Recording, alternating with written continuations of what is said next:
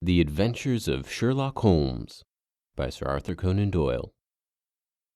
Adventure 7. The Adventure of the Blue Carbuncle. I had called upon my friend Sherlock Holmes upon the second morning after Christmas, with the intention of wishing him the compliments of the season. He was lounging upon the sofa in a purple dressing-gown, a pipe-rack within his reach upon the right, and a pile of crumpled morning papers, evidently newly studied, near at hand. Beside the couch was a wooden chair, and on the angle of the back hung a very seedy and disreputable hard felt hat, much the worse for wear, and cracked in several places. A lens and a forceps, lying upon the seat of the chair, suggested that the hat had been suspended in this manner for the purpose of examination. "You are engaged," said I. "Perhaps I interrupt you." "Not at all. I am glad to have a friend with whom I can discuss my results.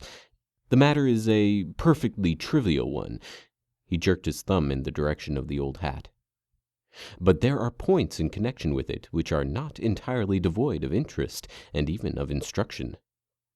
I seated myself in his armchair and warmed my hands before his crackling fire, for a sharp frost had set in, and the windows were thick with ice crystals. "I suppose," I remarked, "that homely as it looks, this thing has some deadly story linked onto it. That is the clue which will guide you in the solution of some mystery and the punishment of some crime." No crime," said Sherlock Holmes, laughing. "Only one of those whimsical little incidents which will happen when you have 4,000,000 human beings all jostling each other within the space of a few square miles. Amid the reaction of so dense a swarm of humanity, every possible combination of events must be expected to take place, and many a little problem will be presented which may be striking and bizarre without being criminal. We have already had experience of such." "So much so," I remarked, "that of the last 6 cases which I have added to my notes, 3 have been entirely free of any legal crime." "Precisely. You allude to the attempt to recover the Irene Adler papers, to the singular case of Miss Mary Sutherland, and to the adventure of the man with the twisted lip. Well, I have no doubt that this small matter will fall into the same innocent category. You know Peterson, the commissionaire?" "Yes." "It is to him that this trophy belongs." "It is his hat?" No, he found it. Its owner is unknown. I beg that you will look upon it not as a battered billycock, but as an intellectual problem. And first, as to how it came here. It arrived upon Christmas morning, in company with a good fat goose, which is, I have no doubt, roasting at this moment in front of Peterson's fire. The facts are these. About 4 o'clock on Christmas morning, Peterson, who as you know is a very honest fellow, was returning from some small jollification, and was making his way homeward down Tottenham Court Road. In front of him he saw, in the gaslight, a tallish man walking with a slight stagger and carrying a white goose slung over his shoulder. As he reached the corner of Goodge Street, a row broke out between this stranger and a little knot of roughs. One of the latter knocked off the man's hat, on which he raised his stick to defend himself, and, swinging it over his head, smashed the shop window behind him. Peterson had rushed forward to protect the stranger from his assailants, but the man, shocked at having broken the window, and seeing an official-looking person in uniform rushing towards him, dropped his goose, took to his heels, and vanished amid the labyrinth of small streets which lie at the back of Tottenham Court Road. The roughs had also fled at the appearance of Peterson, so that he was left in possession of the field of battle, and also of the spoils of victory, in the shape of this battered hat and a most unimpeachable Christmas goose, which surely he restored to their owner. My dear fellow, there lies the problem. It is true that "For Mrs. Henry Baker" was printed upon a small card which was tied to the bird's left leg, and it is also true that the initials H.B. are legible upon the lining of this hat. But as there are some thousands of Bakers and some hundreds of Henry Bakers in this city of ours, it is not easy to restore lost property to any one of them. What, then, did Peterson do? He brought round both hat and goose to me on Christmas morning, knowing that even the smallest problems are of interest to me. The goose we retained until this morning, when there were signs that, in spite of the slight frost, it would be well that it should be eaten without unnecessary delay. Its finder has carried it off, therefore, to fulfill the ultimate destiny of a goose, while I continue to retain the hat of the unknown gentleman who lost his Christmas dinner. Did he not advertise? No. Then what clue could you have to his identity? Only as much as we can deduce. From his hat? Precisely. But you are choking. What can you gather from an old battered felt? Here's my lens. You know my methods. What can you gather yourself as to the individuality of the man who has worn this article? I took the tattered object in my hand and turned it over rather ruefully. It was a very ordinary black hat of the usual round shape, hard and much the worse for wear. The lining had been of red silk, but it was a good deal discolored. There was no maker's name, but as Holmes had remarked, the initials H.B. were scrawled upon one side. It was pierced in the brim for a hat skewer, but the elastic was missing. For the rest, it was cracked, exceedingly dusty, and spotted in several places, although there seemed to be some attempt to hide the discolored patches by smearing them with ink. "I can see nothing," said I, handing it back to my friend. "On the contrary, Watson, you can see everything. You fail, however, to reason from what you see. You are too timid in drawing your inferences. Then pray tell me what it is that you can infer from this hat." He picked it up and gazed at it in the peculiar introspective fashion which was characteristic of him. "It is perhaps less suggestive than it might have been," he remarked. "And yet there are a few inferences which are very distinct, and a few others which represent at least a strong balance of probability. That the man was highly intellectual is of course obvious upon the face of it, and also that he was fairly well-to-do within the last 3 years, although he has now fallen upon evil days. He had foresight, but has less now than formerly, pointing to a moral retrogression, which, when taken with the decline of his fortunes, seems to indicate some evil influence, probably drink, at work upon him. This may also account for the obvious fact that his wife has ceased to love him." "My dear Holmes!" "He has, however, retained some degree of self-respect," he continued, disregarding my remonstrances. "He is a man who leads a sedentary life, goes out little, is out of training entirely, is middle-aged, has grizzled hair which he has had cut within the last few days, and which he anoints with lime cream. These are the more patent facts which are to be deduced from his hat. Also, by the way, that it is extremely improbable that he has gas laid on in his house." "You are certainly joking, Holmes." "Not in the least. Is it possible that even now, when I give you these results, you are unable to see how they are attained? I have no doubt that I am very stupid, but I must confess that I am unable to follow you. For example, how did you deduce that this man was intellectual?" For answer, Holmes clapped the hat upon his head. It came right over the forehead and settled upon the bridge of his nose. "It is a question of cubic capacity," said he. "A man with so large a brain must have something in it." "The decline of his fortunes, then." "This hat is 3 years old. These flat brims curled at the edge came in then. It is a hat of the very best quality. Look at the band of ribbed silk and the excellent lining. If this man could afford to buy so expensive a hat 3 years ago and has had no hat since, then he has assuredly gone down in the world." "Well, that is clear enough, certainly. But how about the foresight and the moral retrogression?" Sherlock Holmes laughed. "Here is the foresight," said he, putting his finger upon the little disc and loop of the hat securer. "They are never sold upon hats. If this man ordered one, it is a sign of a certain amount of foresight, since he went out of his way to take this precaution against the wind. But since we see that he has broken the elastic and has not troubled to replace it, It is obvious that he has less foresight now than formerly, which is a distinct proof of a weakening nature. On the other hand, he has endeavored to conceal some of these stains upon the felt by daubing them with ink, which is a sign that he has not entirely lost his self-respect. Your reasoning is certainly plausible. The further points, that he is middle-aged, that his hair is grizzled, that he has been recently cut, and that he uses lime cream, are all to be gathered from a close examination of the lower part of the lining. The lens discloses a large number of hair ends, clean cut by the scissors of the barber. They all appear to be adhesive, and there is a distinct odor of lime cream. This dust, you will observe, is not the gritty gray dust of the street, but the fluffy brown dust of the house, showing that it has been hung up indoors most of the time, while the marks of moisture upon the inside are proof positive that the wearer perspired very freely and could therefore hardly be in the best of training. But his wife, you said that she had ceased to love him.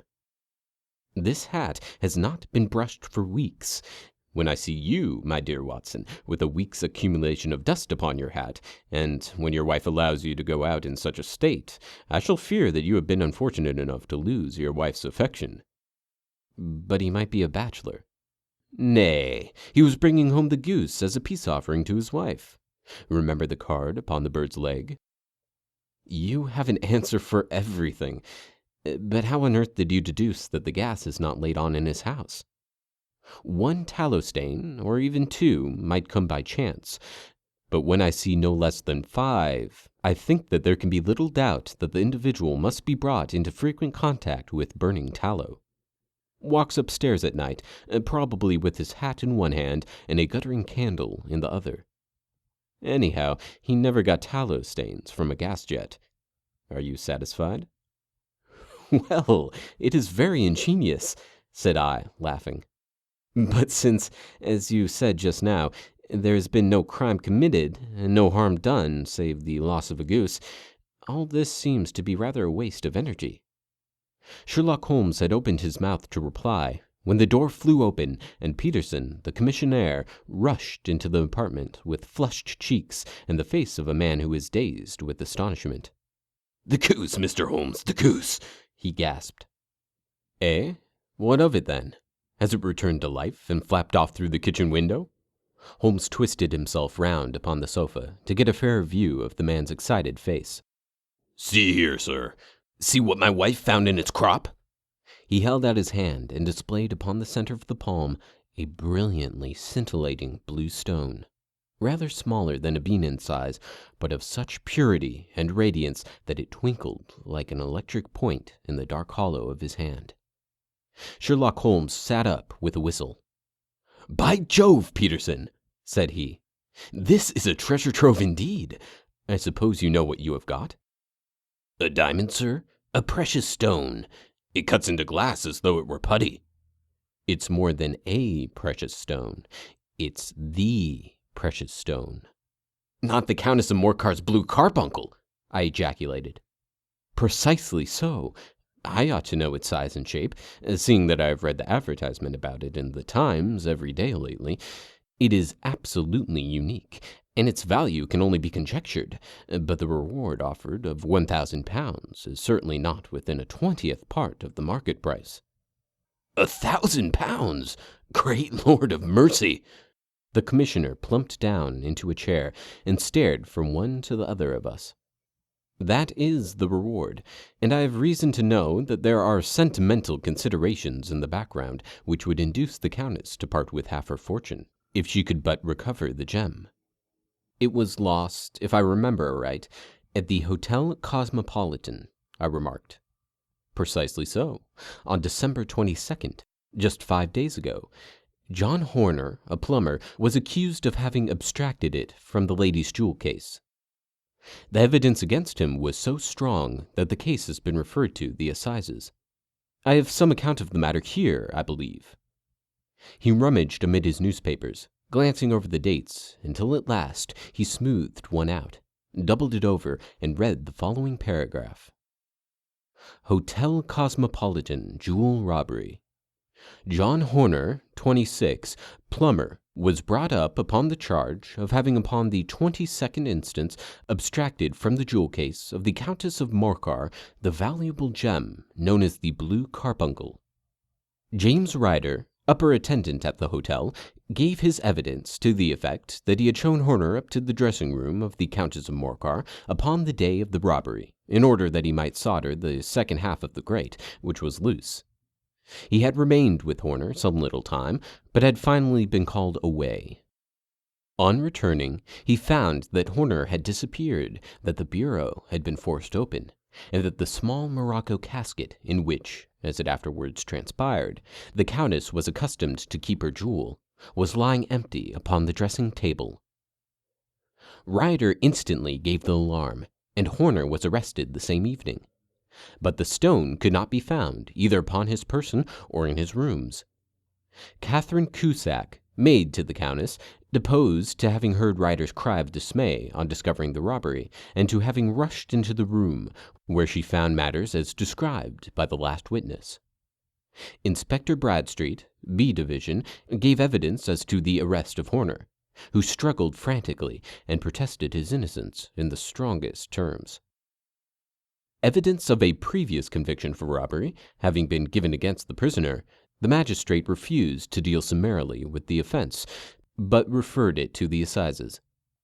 Horner, who had shown signs of intense emotion during the proceedings, fainted away at the conclusion, and was carried out of court.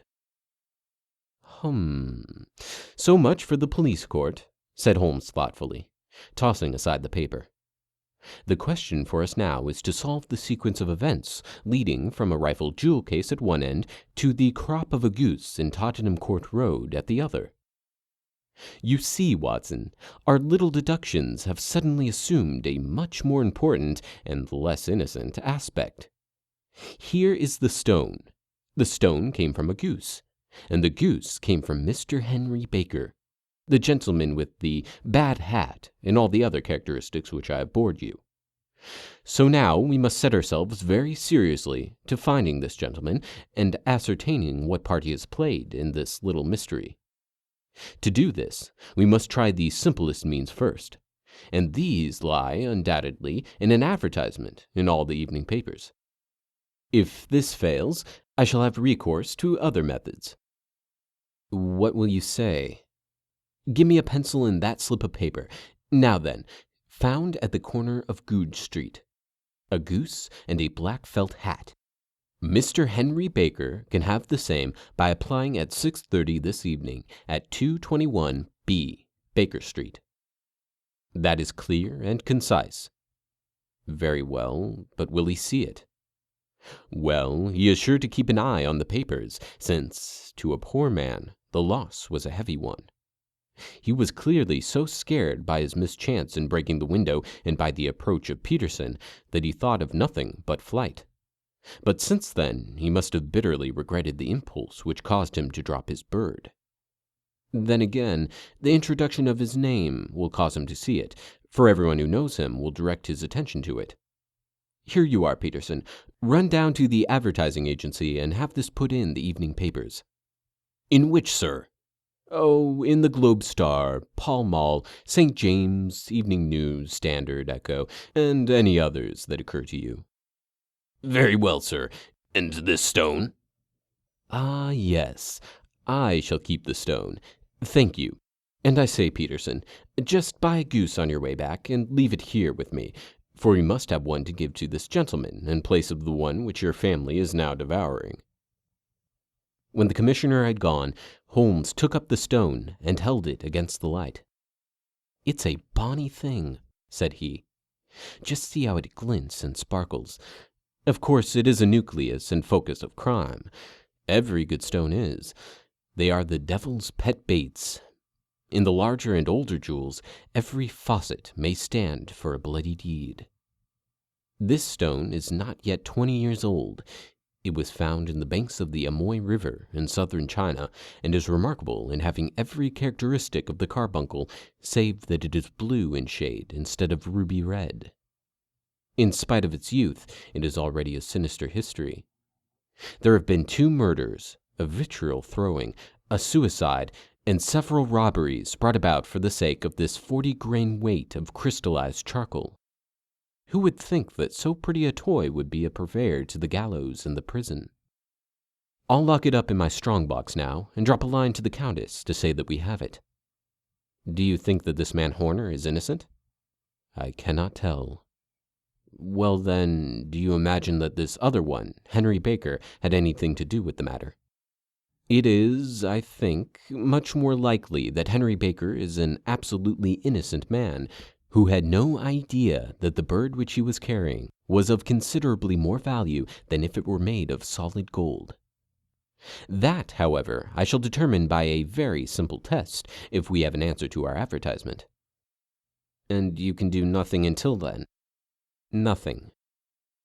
In that case, I shall continue my professional round, but I shall come back in the evening at the hour you have mentioned, for I should like to see the solution of so tangled a business. Very glad to see you. I dine at 7. There is a woodcock, I believe. By the way, in view of recent occurrences, perhaps I ought to ask Mrs. Hudson to examine its crop. I had been delayed at a case, and it was a little after 6:30 when I found myself in Baker Street once more.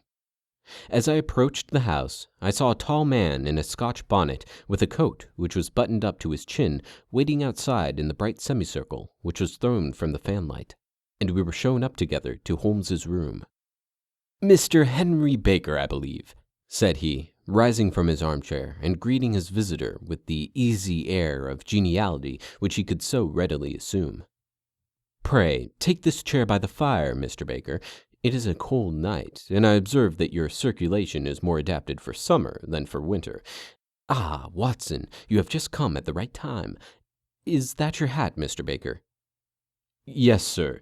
That is undoubtedly my hat." He was a large man, with rounded shoulders, a massive head, and a broad, intelligent face, sloping down to a pointed beard of grizzled brown. A touch of red in nose and cheek, with a slight tremor of his extended hand, recalled Holmes's surmise as to his habits. His rusty black frock coat was buttoned right up in front, with the collar turned up, and his lank wrists protruded from his sleeves without a sign of cuff or shirt. He spoke in a slow, staccato fashion, choosing his words with care, and gave the impression generally of a man of learning and letters who had ill usage at the hands of fortune. "We have retained these things for some days," said Holmes, "because we expected to see an advertisement from you, giving your address. I am at a loss to know why you did not advertise." Our visitor gave a rather shamefaced laugh. "Shillings have not been so plentiful with me as they once were," he remarked. "I had no doubt that the gang of roughs who assaulted me had carried off both my hat and the bird. I did not care to spend more money in a hopeless attempt at recovering them." "Very naturally. By the way, about the bird, we were compelled to eat it." "To eat it?" Our visitor half rose from his chair in his excitement. "Yes, it would have been no use to anyone had we not done so. But I presume that this other goose upon the sideboard, which is about the same weight and perfectly fresh, will answer your purpose equally well." "Oh, certainly, certainly," answered Baker, with a sigh of relief. "Of course, we still have the feathers, legs, crop, and so on of your own bird, so if you wish—" The man burst into a hearty laugh. "They might be useful to me as relics of my adventure," said he. "But beyond that, I can hardly see what use the digesca membra of my late acquaintance are going to be to me. No, sir, I think that, with your permission, I will confine my attentions to the excellent bird which I perceive upon the sideboard." Sherlock Holmes glanced sharply across at me, with a slight shrug of his shoulders. "There is your hat, then, and there is your bird," said he. "By the way, would it bore you to tell me where you got the other one from? I am somewhat of a fowl fancier, and I have seldom seen a better grown goose." "Certainly, sir," said Baker, who had risen and tucked this newly gained property under his arm. There are a few of us who frequent the Alpha Inn near the museum. We are to be found in the museum itself during the day, you understand. This year our good host, Windigate by name, instituted a goose club, by which, on consideration of some few pence every week, we were each to receive a bird at Christmas. My pence were duly paid, and the result is familiar to you. I am much indebted to you, sir, for a Scotch bonnet is fitted neither to my years nor my gravity. With a comical pomposity of manner, he bowed solemnly to both of us and strode off upon his way. "So much for Mr. Henry Baker," said Holmes, when he had closed the door behind him. "It is quite certain that he knows nothing whatever about the matter. Are you hungry, Watson?" "Not particularly." "Then I suggest that we turn our dinner into a supper and follow up this clue while it is still hot." "By all means." It was a bitter night, so we drew on our ulsters and wrapped cravats about our throats. Outside, the stars were shining coldly in a cloudless sky, and the breath of the passers-by blew out into smoke like so many pistol shots. Our footfalls rang out crisply and loudly as we swung through the doctor's quarter. Wimpole Street, Harley Street, and so through Wigmore Street into Oxford Street. In a quarter of an hour we were in Bloomsbury, at the Alpha Inn, which is a small public house at the corner of one of the streets which runs down into Holborn. Holmes pushed open the door of the private bar and ordered 2 glasses of beer from the ruddy-faced, white-aproned landlord. "Your beer should be excellent if it is as good as your geese," said he. "My geese?" The man seemed surprised. "Yes. I was speaking only half an hour ago to Mr. Henry Baker, who was a member of your goose club." "Ah, yes, I see. But you see, sir, them's not our geese." "Indeed? Whose, then?" "Well, I got the 2 dozen from a salesman in Covent Garden." "Indeed? I know some of them. Which was it?" "Breckenridge is his name." "Ah, I don't know him. Well, here's your good health, landlord, and prosperity to your house. Good night. Now, for Mr. Breckenridge," he continued, buttoning up his coat as we came out into the frosty air. "Remember, Watson, that though we have so homely a thing as a goose at one end of this chain, we have at the other a man who will certainly get 7 years penal servitude unless we can establish his innocence. It is possible that our inquiry may but confirm his guilt, but, in any case, we have a line of investigation which has been misused by the police, and which a singular chance has placed in our hands. Let us follow it out to the bitter end. Faces to the south, then, and quick march!" We passed across Holborn, down Endell Street, and so through a zigzag of slums to Covent Garden Market. One of the largest stalls bore the name of Breckenridge upon it, and the proprietor, a horsey-looking man with a sharp face and trim side-whiskers, was helping a boy to put up the shutters. "Good evening. It's a cold night," said Holmes. The salesman nodded and shot a questioning glance at my companion. "Sold out of geese, I see," continued Holmes, pointing at the bare slabs of marble. "Let you have 500 tomorrow morning." "That's no good." "Well, there are some on the stall with the gas flare." "Ah, but I was recommended to you." "Who by?" "The landlord of the Alpha." "Oh, yes, I sent him a couple of dozen." "Fine birds they were, too. Now, where did you get them from?" To my surprise, the question provoked a burst of anger from the salesman. "Now then, mister," said he, with his head cocked and his arms akimbo. "What are you driving at? Let's have it straight now." "It is straight enough. I should like to know who sold you the geese which you supplied to the Alpha." "Well, then, I shan't tell you. So now." "Oh, it is a matter of no importance, but I don't know why you should be so warm over such a trifle." "Warm? You'd be as warm, maybe, if you were as pestered as I am. When I pay good money for a good article, there should be an end of the business. But it's, where are the geese? And who did you sell the geese to? And what will you take for the geese? One would think that they were the only geese in the world to hear the fuss that is made over them. Well, I have no connection with any other people who have been making inquiries, said Holmes carelessly. If you won't tell us, the bet is off. That is all. But I'm always ready to back up my opinion on a matter of fowls, and I have a fiver on it that the bird I ate is country bred. Well then, you've lost your fiver, for it's town bred, snapped the salesman. It's nothing of the kind. I say it is. I don't believe it. Do you think that you know more about fowls than I, who have handled them ever since I was a nipper? I tell you, all those birds that went to the Alpha were town bred. You'll never persuade me to believe that. Will you bet then? It's merely taking your money, for I know that I am right. But I'll have a sovereign on with you, just to teach you not to be obstinate. The salesman chuckled grimly. Bring me the books, Bill, said he.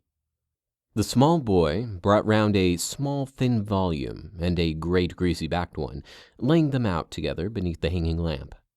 Now then, Mr. Cocksure, said the salesman. I thought that I was out of geese, but before I finish, you'll find that there is still one left in my shop. You see this little book? Well? That's the list of the folk from whom I buy. Do you see? Well then, here on this page are the country folk, and the numbers after their names are where their accounts are in the big ledger. Now then, you see this other page in red ink? Well, that is a list of my town suppliers. Now look at that third name. Just read it out to me. Mrs. Oakshott, 117 Brixton Road, 249, read Holmes. Quite so. Now turn that up in the ledger. Holmes turned to the page indicated. Here you are. Mrs. Oakshott, 117 Brixton Road, egg and poultry supplier. Now then, what's the last entry? December 22nd, 24 geese at 7 shillings 6 pence. Quite so. There you are. And underneath? Sold to Mr. Windigate of the Alpha at 12 shillings. What have you to say now? Sherlock Holmes looked deeply chagrined. He drew a sovereign from his pocket and threw it down upon the slab, turning away with the air of a man whose disgust is too deep for words. A few yards off, he stopped under a lamp-post and laughed in the hearty, noiseless fashion which was peculiar to him. When you see a man with whiskers of that cut and the pink un protruding out of his pocket, you can always draw him by a bet, said he. I dare say that if I put 100 pounds down in front of him, that man would not have given me such complete information as was drawn from him by the idea that he was doing me on a wager. Well, Watson, we are, I fancy, nearing the end of our quest, and the only point which remains to be determined is whether we should go on to this Mrs. Oakshott tonight, or whether we should reserve it for tomorrow. It is clear from what that surly fellow said that there are others besides ourselves who are anxious about the matter, and I should— His remarks were suddenly cut short by a loud hubbub which broke out from the stall which we had just left. Turning round, we saw a little rat-faced fellow standing in the center of the circle of yellow light which was thrown by the swinging lamp, while Breckenridge, the salesman, framed in the door of his stall, was shaking his fists fiercely at the cringing figure. I've had enough of you and your geese, he shouted. I wish you were all the devil together. You come pestering me any more with your silly talk, I'll set the dog on you. You bring Mrs. Oakshott here and I'll answer her. But what have you to do with it? Did I buy the geese off you? No, but one of them was mine all the same, whined the little man. Well then, ask Mrs. Oakshott for it. She told me to ask you. Well, you can ask the King of Prussia for all I care. I've had enough of it. Get out of this. He rushed fiercely forward, and the inquirer flitted away into the darkness. Ha! This may save us a visit to Brixton Road, whispered Holmes. Come with me, and we shall see what is to be made of this fellow. Striding through the scattered knots of people who lounged round the flaring stalls, my companion speedily overtook the little man and touched him upon the shoulder. He sprang round, and I could see in the gaslight that every vestige of color had been driven from his face. Who are you, then? What do you want? He asked in a quavering voice. You will excuse me, said Holmes blandly, but I could not help overhearing the questions which you put to the salesman just now. I think that I could be of assistance to you. You? Who are you? How could you know anything of the matter? My name is Sherlock Holmes. It is my business to know what other people don't know. But you can know nothing of this. Excuse me, I know everything of it. You are endeavoring to trace some geese which were sold by Mrs. Oakshott of Brixton Road to a salesman named Breckenridge, by him in turn to Mr. Windigate of the Alpha, and by him to his club, of which Mr. Henry Baker is a member. Oh, sir, you are the very man who I have longed to meet, cried the little fellow, with outstretched hands and quivering fingers. I can hardly explain to you how interested I am in this matter. Sherlock Holmes hailed a four-wheeler which was passing. In that case, we had better discuss it in a cozy room, rather than in this wind-swept marketplace, said he. But pray tell me, before we go farther, who is it that I have the pleasure of assisting? The man hesitated for an instant. My name is John Robinson, he answered with a sidelong glance. No, the real name, said Holmes sweetly. It is always awkward doing business with an alias. A flush sprang to the white cheeks of the stranger. Well then, said he, my real name is James Ryder. Precisely so. Head attendant at the Hotel Cosmopolitan. Pray, step into the cab, and I shall soon be able to tell you everything which you would wish to know. The little man stood, glancing from one to the other of us, with half-frightened, half-hopeful eyes, as one who is not sure whether he is on the verge of a windfall or of a catastrophe. Then he stepped into the cab, and in half an hour we were back in the sitting-room at Baker Street. Nothing had been said during our drive, but the high, thin breathing of our new companion and the claspings and unclaspings of his hands spoke of the nervous tension within him. "Here we are," said Holmes cheerily, as we filed into the room. "The fire looks very seasonable in this weather. You look cold, Mr. Ryder. Pray, take the basket chair. I will just put on my slippers before we settle this little matter of yours. Now then, you want to know what became of those geese?" Yes, sir. Or rather, I fancy, of that goose. It was one bird, I imagine, in which you were interested, a white, with a black bar across the tail. Ryder quivered with emotion. "Oh, sir! Can you tell me where it went to?" "It came here." "Here?" "Yes, and a most remarkable bird it proved. I don't wonder that you should take an interest in it. It laid an egg after it was dead, the bonniest, brightest little blue egg that ever was seen. I have it here in my museum." Our visitor staggered to his feet and clutched the mantelpiece with his right hand. Holmes unlocked his strong-box and held up the Blue Carbuncle, which shone out like a star, with a cold, brilliant, many-pointed radiance. Ryder stood glaring with a drawn face, uncertain whether to claim or to disown it. "The game's up, Ryder," said Holmes quietly. "Hold up, man, or you'll be into the fire. Give him an arm back into his chair, Watson. He's not got blood enough to go in for felony with impunity. Give him a dash of brandy. So, now he looks a little more human. What a shrimp it is, to be sure." For a moment he had staggered and nearly fallen, but the brandy brought a tinge of color into his cheeks, and he sat staring with frightened eyes at his accuser. "I have almost every link in my hands, and all the proofs which I could possibly need, so there is little which you need to tell me. Still, that little may as well be cleared up to make the case complete. You had heard, Ryder, of this blue stone of the Countess of Morcar's." "It was Catherine Cusack who told me of it," said he in a crackling voice. "I see. Her ladyship's waiting-maid. Well, the temptation of sudden wealth so easily acquired was too much for you, as it has been for better men before you. But you were not very scrupulous in the means you used. It seems to me, Ryder, that there is the making of a very petty villain in you. You knew that this man Horner, the plumber, had been concerned in some such matter before, and that suspicion would rest the more readily upon him. What did you do then? You made some small job in my lady's room. You and your confederate Cusack, and you managed that he should be the man sent for. Then, when he had left, you rifled the jewel case, raised the alarm, and had this unfortunate man arrested.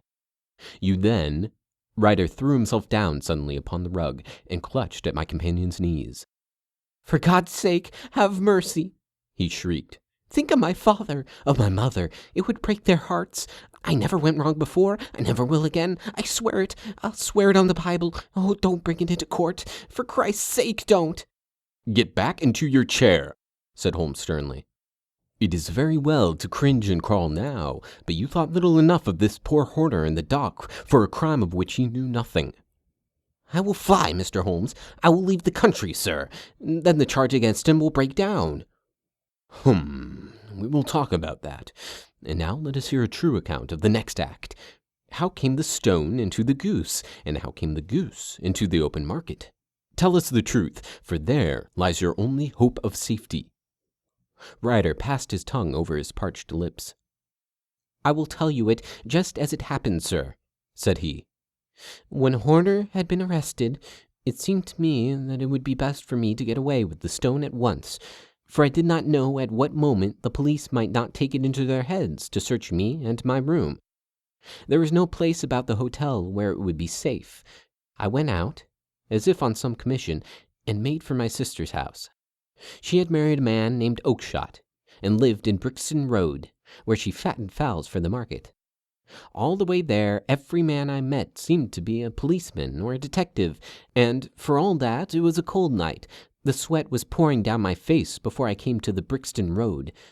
My sister asked me what was the matter, and why I was so pale, but I told her that I had been upset by the jewel robbery at the hotel. Then I went into the backyard and smoked a pipe, and wondered what it would be best to do. I had a friend once called Maudsley, who went to the bad, and has just been serving his time in Pentonville. One day he had met me, and fell into talk about the ways of thieves, and how they could get rid of what they stole. I knew that he would be true to me, for I knew one or two things about him, so I made up my mind to go right on to Kilburn, where he lived, and take him into my confidence. He would show me how to turn stone into money, but how to get to him in safety. I thought of the agonies I had gone through in coming from the hotel. I might at any moment be seized and searched, and there would be the stone in my waistcoat pocket. I was leaning against the wall at the time, and looking at the geese which were waddling about round my feet, and suddenly an idea came into my head which showed me how I could beat the best detective that ever lived. My sister had told me some weeks before that I might have the pick of her geese for a Christmas present, and I knew that she was always as good as her word. I would take my goose now, and in it I would carry my stone to Kilburn. There was a little shed in the yard, and behind this I drove one of the birds, a fine big one, white with a barred tail. I caught it, and prying its bill open, I thrust the stone down its throat as far as my finger could reach. The bird gave a gulp, and I felt the stone pass along its gullet and down into its crop. But the creature flapped and struggled, and out came my sister to know what was the matter. As I turned to speak to her, the brute broke loose and fluttered off among the others. "Whatever were you doing with that bird, Jem?" says she. "Well," said I, "you said you'd give me one for Christmas, and I was feeling which was the fattest." "Oh," says she, "we've set yours aside for you. Jem's bird, we call it. It's the big white one over yonder.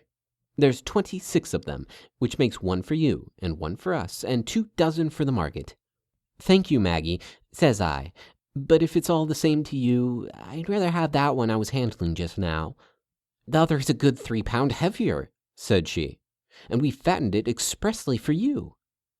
"Never mind, I'll have the other, and I'll take it now," said I. "Oh, just as you like," said she, a little huffed. "Which is it you want, then?" "The white one with the barred tail, right in the middle of the flock." "Oh, very well, kill it and take it with you." Well, I did what she said, Mr. Holmes, and I carried the bird all the way to Kilburn. I told my pal what I had done, for he was a man that it was easy to tell a thing like that to. He laughed until he choked, and we got a knife and opened the goose. My heart turned to water, for there was no sign of the stone. I knew that some terrible mistake had occurred. I left the bird, rushed back to my sister, and hurried into the backyard. There was not a bird to be seen there. "Where are they all, Maggie?" I cried. "Gone to the dealers, Jem." "Which dealers?" "Breckenridge of Covent Garden." "But was there another with a barred tail?" I asked. "The same as the one I chose." "Yes, Jem. There were 2 barred-tailed ones, and I can never tell them apart." "Well, then, of course I saw it all, and I ran off as hard as my feet could carry me to this man Breckenridge. But he had sold the lot at once, and not one word would he tell me as to where they had gone. You heard him yourself tonight. Well, he has always answered me like that. My sister thinks that I am going mad. Sometimes I think that I am myself. And now I am myself a branded thief, without ever having touched the wealth for which I sold my character. Oh, God help me! God help me!" He burst into convulsive sobbing, with his face buried in his hands. There was a long silence, broken only by his heavy breathing and by the measured tapping of Sherlock Holmes's fingertips upon the edge of the table. Then my friend rose and threw open the door. "Get out," said he. "What, sir? Oh, heaven bless you!" "No more words. Get out." And no more words were needed. There was a rush, a clatter upon the stairs, the bang of a door, and the crisp rattle of the running footfalls from the street. "After all, Watson," said Holmes, reaching up his hand for his clay pipe, "I am not retained by the police to supply their deficiencies. If Horner were in danger, it would be another thing. But this fellow will not appear against him, and the case must collapse. I suppose that I am commuting a felony, but it is just possible that I am saving a soul. This fellow will not go wrong again. He is too terribly frightened. Send him to the gal now, and you make him a gal bird for life. Besides, it is the season of forgiveness. Chance has put in our way a most singular and whimsical problem, and its solution is its own reward. If you will have the goodness to touch the bell, Doctor, we will begin another investigation, in which, also, a bird will be the chief feature.